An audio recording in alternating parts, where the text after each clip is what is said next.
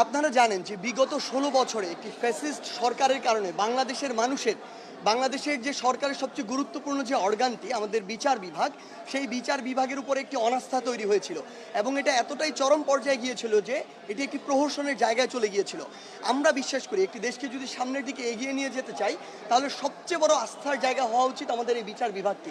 সেখানে রাজনৈতিক মতাদর্শ প্রতিফলিত হতো, সেখানে কার সাথে কার কোন সম্পর্ক ভালো সেগুলো প্রতিফলিত হতো।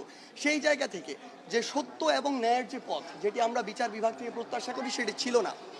আমাদের জায়গা থেকে প্রথম মনে হয়েছিল আমাদের এই সরকার গঠনের পরে, এই শপথ গ্রহণের পরে সবার প্রথমে যে কাজটি করতে হবে ওই বিচার বিভাগে হাত দিতে হবে।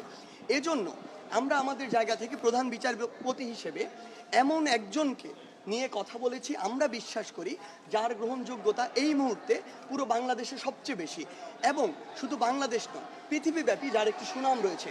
সেই জায়গা থেকে আমরা বিশ্বাস করি তার প্রতি পুরো দেশের মানুষ তাকিয়ে রয়েছে, কারণ বিচার বিভাগের প্রতি যে অনাস্থাটি তৈরি হয়েছে সেটি অবশ্যই ফিরে আনতে হবে। সেই জায়গা থেকে আমরা বিশ্বাস করি তিনি পুরো বাংলাদেশের মানুষের এই আস্থার প্রতিদানটি দিবেন এবং পুরো বাংলাদেশে এই বিচার ব্যবস্থাটি আর কোনো রাজনৈতিক আদর্শের ভিত্তিতে নয়, আর কোনো দলাদলির ভিত্তিতে নয়, কিংবা আর কোনো মতাদর্শের ভিত্তিতে নয়, বরং যেটি সত্য, যেটি ন্যায়সঙ্গত এবং যেটি আইনগতভাবে ঠিক, সেটির ভিত্তিতে বাংলাদেশের বিচার ব্যবস্থা চলবে এবং পুরো বাংলাদেশের বিচার ব্যবস্থার উপরে বাংলাদেশের মানুষের আস্থা ফিরে আসবে। ধন্যবাদ।